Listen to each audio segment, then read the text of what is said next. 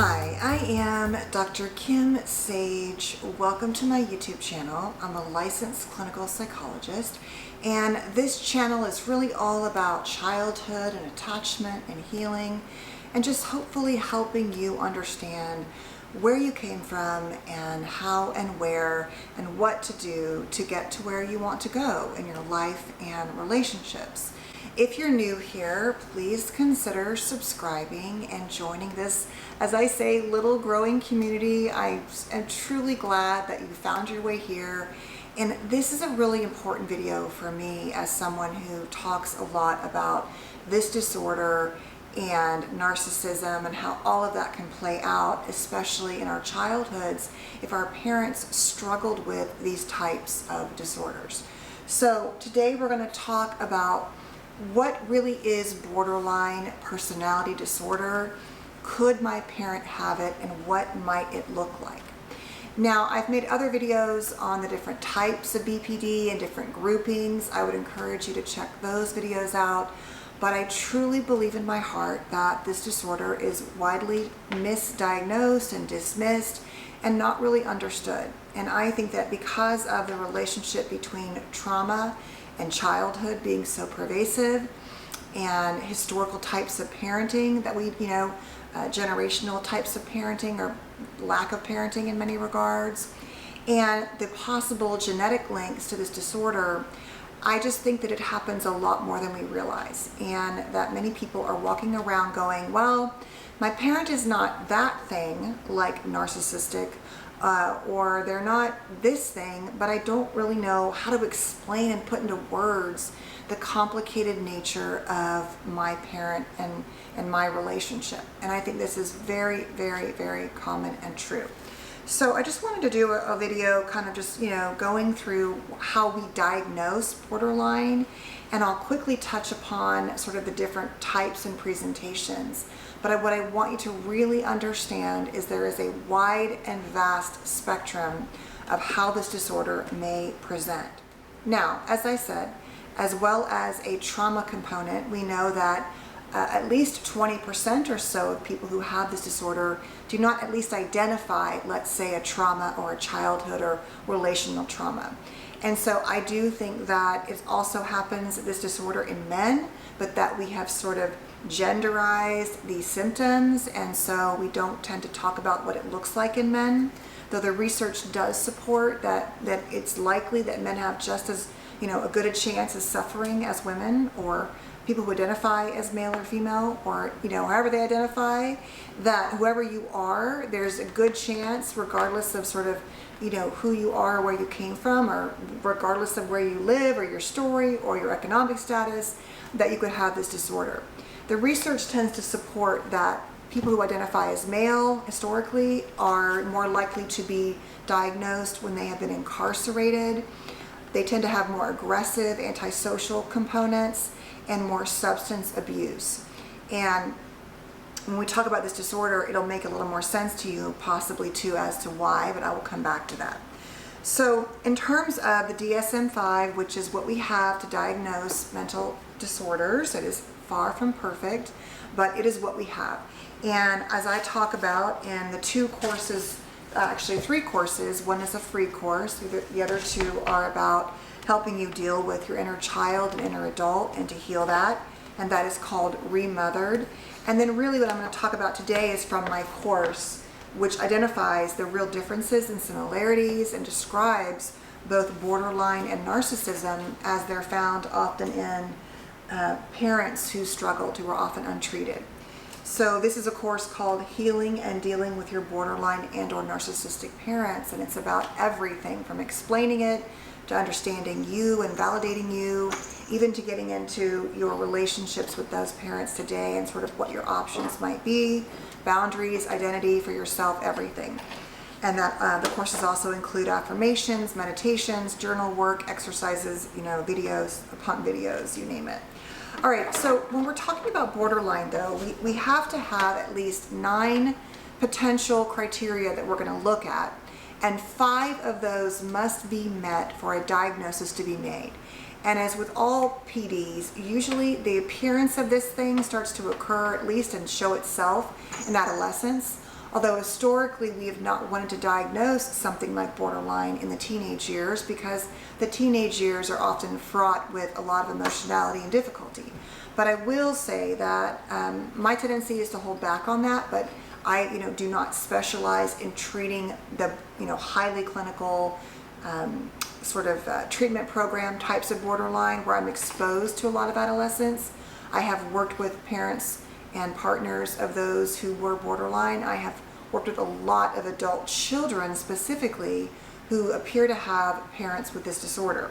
And the histories do tend to show that these were qualities that were often common and found and seen in adolescence.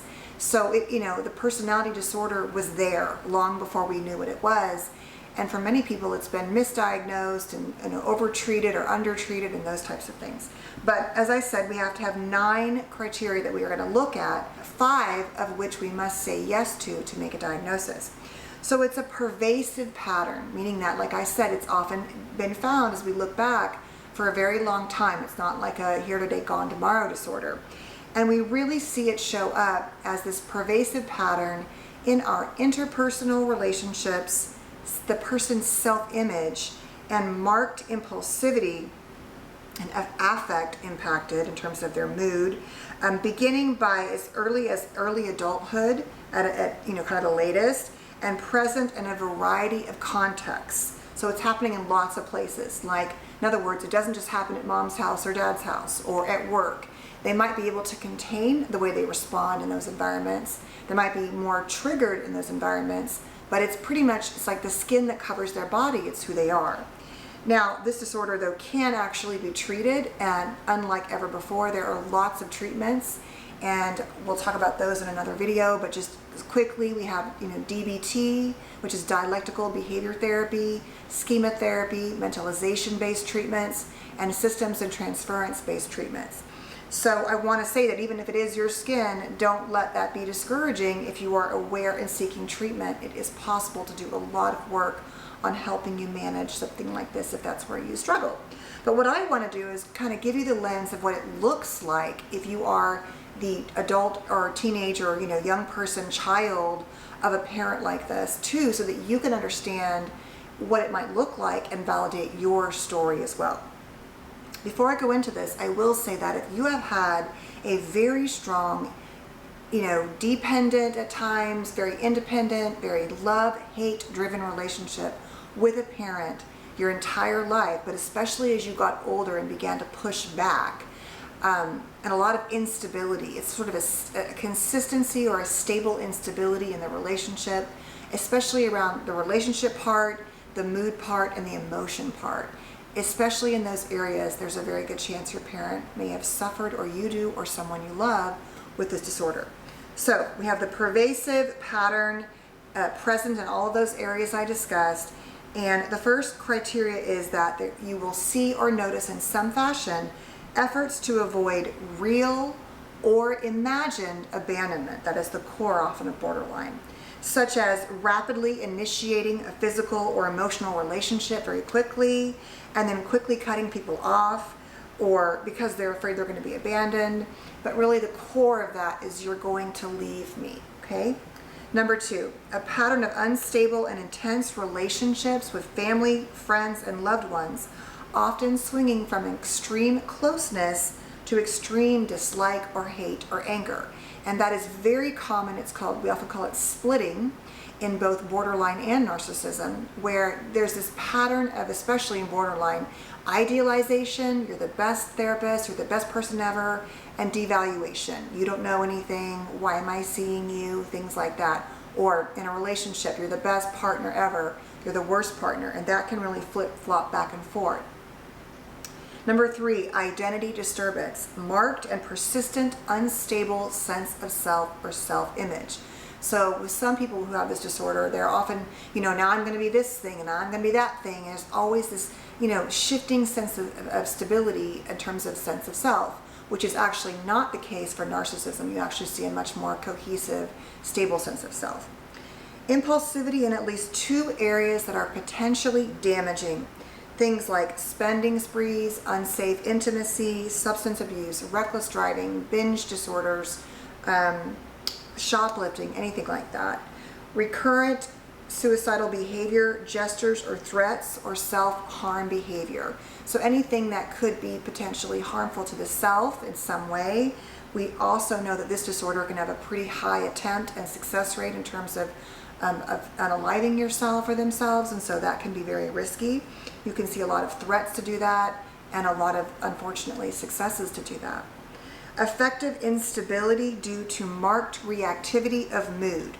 So intense dysphoria, irritability, or anxiety, usually lasting for hours, but not usually more than a few days, unlike bipolar, for example. So this can be in the same day. There can be these, very extreme responses from a mood perspective in the same hour, even in some people. Chronic feelings of emptiness, that's the next one. And then the last two are inappropriate, intense anger or difficulty controlling anger, frequent displays of anger, constant anger, physical fighting, things like that.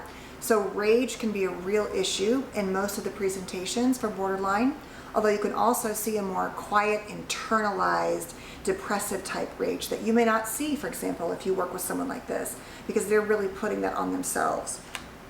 And lastly, we can see this transient or stress-related paranoid ideation or severe dissociative symptoms.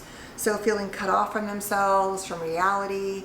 It doesn't tend to be in the extreme. It's more where I've seen it oftentimes is when they get very triggered and upset, they can be, let's say, in an argument with you and be fighting with you or saying things to you, and then later truly saying to you and believing it, well, I would never say that to you. I didn't say that. And you're like, yes, you did say that. You did say that. And they will honestly be telling you not even to manipulate in that conversation, but that they really don't believe they said it. And I think it is because when they get so activated and triggered, they don't remember. And so that sort of, it's stress related. It's often induced by, interpersonal mood, conflict, relational, emotional dynamics that kind of pushes them up over the edge there. Now, in terms of what it looks like, when I describe that, I think it's, it might be hard to say, well, that doesn't sound like my parent. But if we're talking about a parent who got angry a lot, who got their feelings hurt very easily, who wanted you to be their best friend and help regulate their emotions, or your sibling they did that with, a parent who was impulsive at times, who seemed to have high highs and low lows, who seemed to make you feel like you were the best child ever or the worst child ever, who you might perceive as lying to you when you confront them about something they did or said, who might at times bend the truth because it's so painful inside for them to see themselves in a certain light. And so it can feel very manipulative and very hurtful. I would say that, I don't like using that language, but I think you have to understand that if it feels like manipulation, I'm not saying that they can't do that, but I'm not describing this disorder that way. It's basically that as a result of their woundingness inside, they're trying to kind of manage the world and situations in a way to minimize the harm to themselves because it's so hard for them to hold it, or they're holding a lot of, at the same time, really bad feelings about themselves. And so they're trying to offload those things and get out from under that. I think that's how it can feel like that. And so in the, different presentations of that, it can be a person who's always a victim, a person who is can be very unkind and very cruel and aggressive and angry. It can be a person who is very internalized and very, like I said, depressed and kind of a victim to themselves, but not necessarily to the world. But what you're really going to see, though, is this pattern of something around your relationship with them, their mood, and their emotions feels generally like there's something about it that feels either unreal or not integrated or just constantly unstable in different ways. And so that is really the heart of what this disorder looks like. Now, in my course, I go through a bunch of different research-based descriptions of borderline, and actually I did this also. I think I have these same slides on a video here on the types of borderline. You might check that out. The language can be really harsh at times and not helpful, and so I don't want to use that. But I do want to say that as a child of a parent like this who is untreated, that it can be devastating for us because when we're kids we have no power. And a parent like this is really going to be at times potentially so wonderful and so great, as I talk about when you're in their light, you're standing in their light and you're getting that you're getting that good love. It feels so good. And then when it can flip like that on you, you feel like you're nothing, like it's, you're worthless and not good enough. And it is really the reason why I have made this channel and why I have made this course, is because I grew up this way, and we had at times a pretty wonderful relationship. But then over time it got worse and worse, especially as I tried to separate and individuate and have my own family. And the more it pushed that person away from feeling like they weren't a priority, the more the relationship devolved. In fact, they really can struggle. And I would say the best time we ever had this relationship was when it was just the two of us. And that's because the outside world feels like a threat against the relationships with them. And for many other reasons, they have a hard time holding and containing everything else that comes with managing feelings around other relationships, as well as their emotions and things like that. So the reason why I say this is that, here I had a master's degree and didn't understand that my mom had this disorder. And then truly, as I got into my doctorate years later and things kind of got worse and worse, it really clicked for me, because this disorder had been, to be honest, in grad school, so demonized, so like you would just recognize a borderline person from across the room, or the way we see this displayed in movies and literature. It's really not fair to those who suffer, and it's, to be honest, I think just as bad for those of us who love these people and can't figure out how we can love them so much and truly honestly hate them so much and feel so wounded. Also because they often set up with you as a child very intense dependent relationships. So you go from thinking like, I will never be able to live without them, to I can't have this person in my life. And it can be extremely damaging and devastating. If you look through the videos I've posted, there are so many stories people have shared of the very, very painful, traumatic, devastating experiences for children of adult parents who suffer. So I make these videos, honestly, this is the core of why I do this, because I want you to understand, and then I branch out, of course, but what happened to you. And hopefully if you're watching this also, if you have this disorder, that you feel like, oh my God, that may be me and I need to get help, because I don't want to keep doing this. Because they're very aware at times of what they do at times, but they don't often have the capacity without resources and support to manage all of that, to then turn things around. And so it's really important that they get support, and that you get support, and understand that if you had this type of parent who was untreated, there's a very good chance that you have some form of complex trauma, PTSD, or otherwise, types of relational trauma, or like I'm saying, actual, bad things happen to you because the parent who's caring for you struggles with creating a consistent stability for you in every aspect of your life, from finances to relationships to emotions to really everything. So lastly, I will say really quickly around the gender differences is that men, if you think about rage and anger being a difficult issue, and impulsivity and recklessness or impulsivity, and men being more encouraged to use, alcohol or substances, or to gamble, or to be violent and aggressive, and that being more expected of men in some way, you can see how that men might act out their internal wounds in a more aggressive type of way. And as a result of that, men are less captured in the system to get medications and treatment, and that's why they often end up incarcerated or in severe situations. And the research shows that women who have this disorder tend to actually have already had some exposure to therapists, to medications, and they tend to have things more like eating disorders, depression that's more clear, things of that nature that tend to be more what you see, female, which is not fair because men get eating disorders as well. But that's kind of where it's split. And so, to be honest, men are really not being addressed well along the lines of this disorder, and do deserve more research and time and focus too, because their lives and their families suffer as well. So that's it for borderline. As I said, feel free to check out other videos, and I'll probably make some new videos on the differences and the similarities. If that would be helpful, please let me know. And I thank you so much for being here. Please have a beautiful weekend, and I will see you next week. Take care. Bye-bye.